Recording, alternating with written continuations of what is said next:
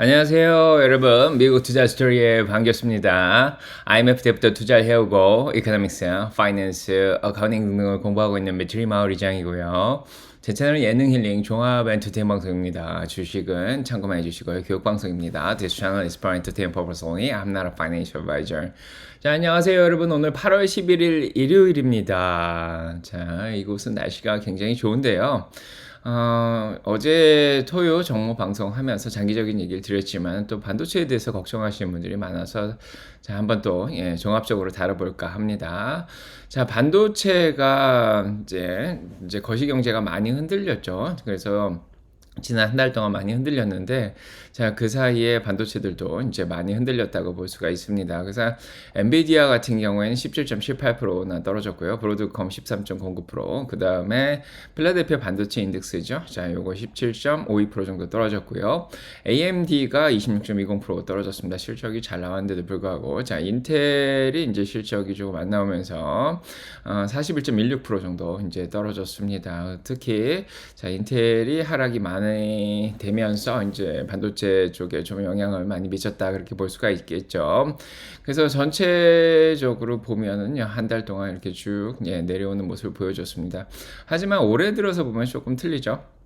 그래서 일단은 엔비디아는 올해 들어서 117% 정도 상승을 했고요. 조금 많이 올라갔다가 떨어져서 지금은 22% 정도 하락을 고점 대비해서 침체 시장으로 들어와 있죠. 20% 이상 떨어져 있는데 그래도 올해 들어서 117%나 올랐습니다. 브로드컴도 36.59% 정도 올랐고요. 필라델피아 반도체 인덱스도 14.40% 정도 올랐는데 이제 AMD가 조금 밀리고 있고 3.11%. 자, 그다음에 인텔이 올해 들어서 58%나 이제 하락을 하였습니다. 그래서 AMD하고 인텔이 뭐 그렇게 좋지는 않았다. 자, 그렇게 볼 수가 있죠. 자, 그래서 앞으로 이제 반도체들이 어떻게 나아갈지 보면은 일단은 인텔 먼저 봐야 될 텐데요.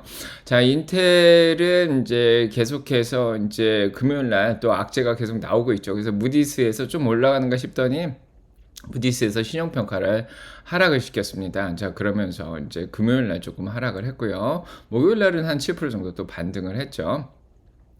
그 다음에 이제 미주에서 이제 이번 주에 이제 또 인텔을 다운그레이드 했습니다. 그래서 목표 주가를 하향 조정하면서 자, 계속해서 인텔이 좀 헤드윈드 역풍이 불고 있다. 자, 그런 얘기를 했었죠. 하지만 좀 인텔에 있어서 희망적인 거는 이제 CEO인 팻 게싱어가 자사주를 매입을 해줬다는 겁니다. 그래서 이번 주에 이 소식이 들리면서 이제 목요일 날 7% 정도 상승을 했는데 이제 무디스 평가 때문에 좀 떨어진 거죠. 그래서 CEO가 자사주를 매입한다는 것은 회사에 자신감이 있다. 자, 그렇게 제 생각이 들고요. 굉장히 유능한 CEO로 알려져 있죠.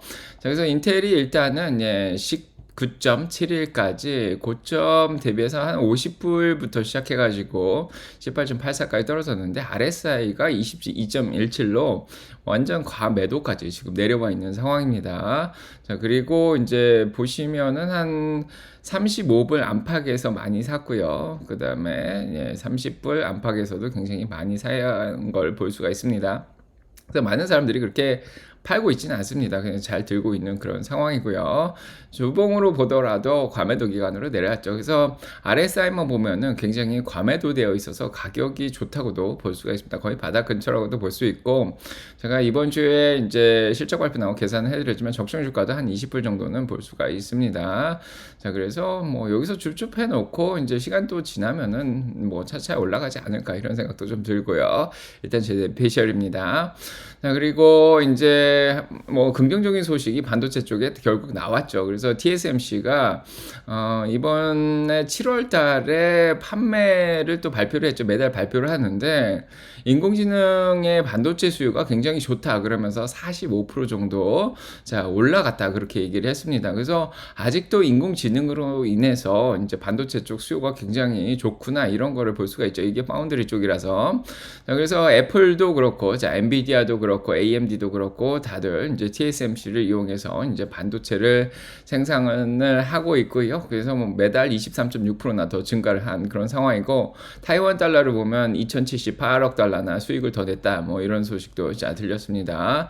자, 특히 2월 달에. 자, 그래서 이렇게 계속해서 반도체 수요가 늘어나고 있는 과정 속에서 반도체의 미래가 밝다고도 볼 수 있는 거죠. 예, 계속해서 좋다고 볼 수가 있습니다. 결국 이제 인텔도 이제 턴어라운드 해서 이번에 이제 구조조정 발표도 했죠. 그래서 인력도 해고하고 뭐 필요 없는 부서 없애고 그렇게 하면은 다시 또 턴어라운드에서 살아날 수가 있지 않을까, 그런 생각이 듭니다. 물론 무디스에서는 한 12개월 정도 이제 걸린다 그렇게 봤는데, 이제 천천히 좀 지켜보면은 나아질 수 있지 않을까, 그런 생각을 해요. 자, 그다음에 이제 CT가 또 나와서 반도체에 대해서 여전히 좋게 본다, 불리시하게 본다, 그런 의견을 또 냈습니다. 최근에 일단은 거시경제가 한 달 동안 쭉 빠졌죠. 예, 그래서 S&P 500도 10% 빠졌고 나스닥도 15% 정도 빠지면서 이제 경기 침체 우려까지 있었기 때문에 이제 많이 팔았었는데, 이제 여전히 반도체는 좋다, 이렇게 CT가 얘기를 하고 있습니다. 기관들이 다시 이제 끌어올리려는 노력을 하고 있는 게 좀 보이죠. 그 중에 마이크론을 뭐 제 선호주로 일단은 뽑은 그런 상황이고요. 그래서 CT에 따르면은 AI와 이제 메모리 쪽에 이 마켓의 펀더멘털이 여전히 튼튼하다, 그렇게 얘기를 하고 있고, 인공지능에 대한 투자가 계속해서 늘어나고 있죠. 자본 투자가 늘어나고 있는 거고, 그다음에 D램 쪽의 가격도 훨씬 더 2024년 3분기에 예상한 것보다 더 좋아지고 있다, 그렇게 얘기를 하고 있습니다. 그러면 수익이 더 늘어난다, 이렇게 얘기를 하고 있죠. 그래서 일단 마이크론 테크놀로지를 굉장히 좋게 보고 있다, 그렇게 얘기를 하는데, 자, 아직도 인공지능 투자가 계속되고 있는 상황입니다. 자, 어쩔 수 없이 구글의 CEO도 그렇게 얘기를 했죠. 자, 어쩔 수 없이 AI에 투자를 할 수밖에 없다. 경쟁에서 안 밀리려면 지금 4차 산업혁명의 경쟁이 굉장히 치열해지고 있는 그런 상황이죠. 그래서 CT에서는 이제 살 기회다, 반도체가 많이 떨어졌기 때문에 이제 살 기회다, 그렇게 얘기를 하고 있습니다. 자, 그래서 뭐 일단은 인텔이라든지 글로벌 파운드리, 그다음에 마이크로칩, NXP, 세미컨덕터, 자, 요런 데 때문에 조금 영향을 미치긴 했지만은 뭐 계속 좋을 거다, 그런 얘기를 하고 있습니다. 자, 그래서 일단은 사자 의견으로 AMD를 뽑았고요. 브로드컴하고, 그다음에 아날로그 디바이스, 마이크로칩, 그다음에 엔비디아, 그다음에 KLAC, 요런 것들을 선호주로 뽑은 그런 상황입니다. 자, 그런 상황이고요. 그다음에 지난주에도 얘기 드렸지만은 지금 로보택시죠. 올해는 자율주행하고 로보택시가 굉장히 핫한 주제입니다. 자, 이것 때문에 테슬라라든지 웨이모라든지 죽수, 우버, 리프트, BYD가 다 로보택시에 이제 굉장히 집중을 하고 있는 그런 상황인데, 당연히 반도체가 또 많이 필요하죠. 인공지능 클라우드뿐만 아니라 데이터 센터뿐만 아니라 이렇게 자율주행 쪽도 굉장히 수요가 많이 되고 있는 상황입니다. 특히 아마존의 죽수 같은 경우에는 엔비디아랑 직접적으로 협력을 잘 하고 있는 그런 상황이죠. 자, 그래서 이제 엔비디아의 젠슨왕도 그렇게 얘기했죠. 이제 지금 세계가 그 이전보다도 로보틱스 회사에 이렇게 발전한 거는 본 적이 없다, 그렇게 얘기를 할 정도입니다. 그렇게 지금 로보틱스하고 자율주행 쪽이 굉장히 발전을 빨리 하고 있는 그런 상황이다. 자, 그렇게 생각이 들고요. 자, 엔비디아는 이번 주에 삼성하고 또 협력을 하면서 HBM3E, 요런 거 A레이어죠. 그래서 8층짜리, 8겹으로 되어 있는 건데, 요것도 삼성하고 협력한다는 이런 소식도 들렸고요. 그 다음에 삼성하고는 이제 12개로 이제 겹쳐져 있는 건 12레이어 버전. 자, 그래서 그거까지도 이제 거의 협력을 한다, 이제 이런 소식까지 들렸습니다. 삼성은 적정 가격을 제가 한 75,000원 정도를 생각을 했죠. 그거 밑으로 내려가면은 가격이 나쁘지 않다, 이런 생각이 들고, 일단은 엔비디아에 대해서 미주호가 계속해서 목표 주가를 올렸습니다. 아직 실적 발표까지는 한 16일 정도, 2주 정도 남아 있는 상황인데, 그럼에도 불구하고 미주호가 결국은 인텔은 목표 주가를 낮췄지만 엔비디아는 목표 주가를 또 올렸습니다. 그런 상황이고, 그다음에 아직도 TSMC의 칩온 와이퍼 온 서브스트레이트라고 하는데, 그게 이제 엔비디아의 이제 H100하고 H200 GPU를 계속해서 생산을 하고 있죠. 그래서 이거 타이트하게 주문이 밀려 있는 그런 상황입니다. 그래서 엔비디아는 어떻게 보면은 지난주만 하더라도 블랙웰이 연기됐다 그래서 좀 큰 충격을 받을 것 같지만 여전히 H100하고 H200 수요가 어마어마하기 때문에 큰 뭐 실적에 문제가 있을 것 같지 않다 그렇게 얘기를 하고 있습니다. 자, 그래서 127불에서 132불로 목표 주가를 올렸죠. 그다음에 이제 블랙웰로 이제 생산이 되기 시작할 거다 그렇게 얘기를 하고 있고 NBL3672를 새로운 칩온 웨이퍼 온 서브스트레이트 COWSL 자 요런 이제 아키텍처의 바탕을 두고 또 이제 생산을 해 나간다 그렇게 얘기를 하고 있죠. 그래서 블랙웰은 뭐 당장은 생산이 안 되더라도 자 내년부터는 좀 대량 생산이 될 거다 그렇게 예상을 하고 있는 그런 상황이고요. B200A라든지 210A 요게 2025년 내년 하반기부터는 굉장히 많이 생산이 될 수 있다. 뭐 그렇게 얘기를 하고 있습니다. 자, 그다음에 이제 실적 발표를 기다리고 있는 상황이죠. 그래서 주당 순이익 64센트, 그다음에 285억 달러. 자, 매출을 8월 28일 날 낼 것으로 예상을 하고 있습니다.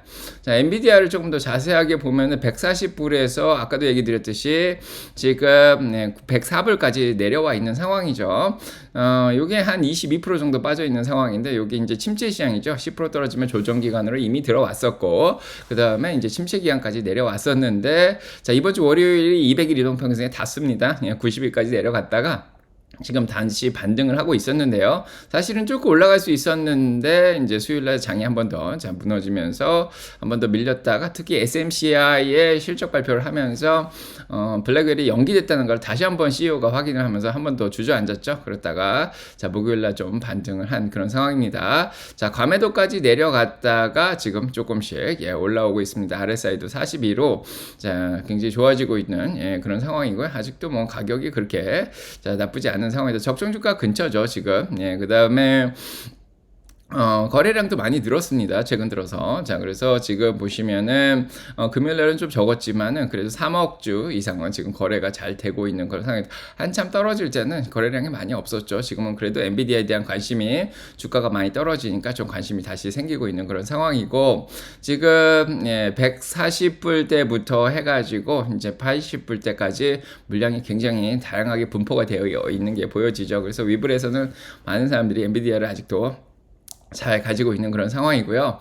엔비디아의 목표 주가는 131.31 정도 보고 있는 그런 상황입니다. 자, 그래서 이제 한 달 전에 129불이었고요. 세 달 전에 96불이었고, 자, 1년 전에 42불이었는데, 이렇게 목표 주가가 계속 올라가는 게 보이죠. 그래서 기관들도 계속 좋게 보고 있고, 특히 2분기에 지금 13F 공지가 8월 15일까지 나올 텐데, 이제 4일밖에 안 남았죠. 확실히 2분기에 기관들이 엔비디아를 많이 샀습니다. 1720억 달러 샀고요. 지금 586만 달러만 팔았습니다. 그래서 거의 보시면은 거의 170억, 1700억 달러 정도 되는 거죠. 거의 200조 가까이 엔비디아를 샀습니다. 기관들은 뭐 계속해서 잘 모아가는 것 같고요.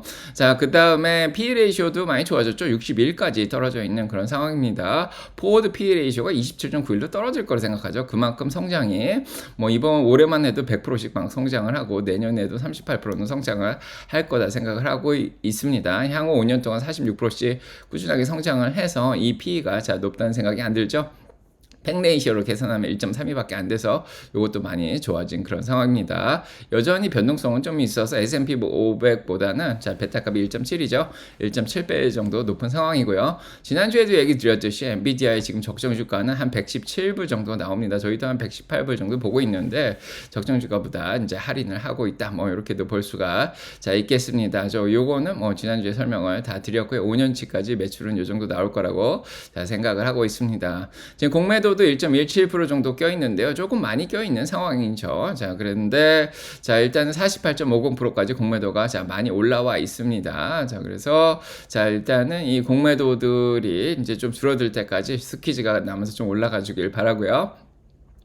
자, 엔비디아가 굉장히 잘하고 있죠. 그래서 디자인 쪽에서는 뭐 암이 앞서가고 있다 그러면은 데이터 센터 쪽에는 이제 엔비디아가 거의 탑이라고 볼 수가 있죠. 시장 점유율 자체가 거의 90% 가까이 되는 그런 상황이고요. 이렇게 보시면 알겠죠. 그 다음에 AMD나 뭐 인텔 이런 데가 좀 따라오고 있습니다.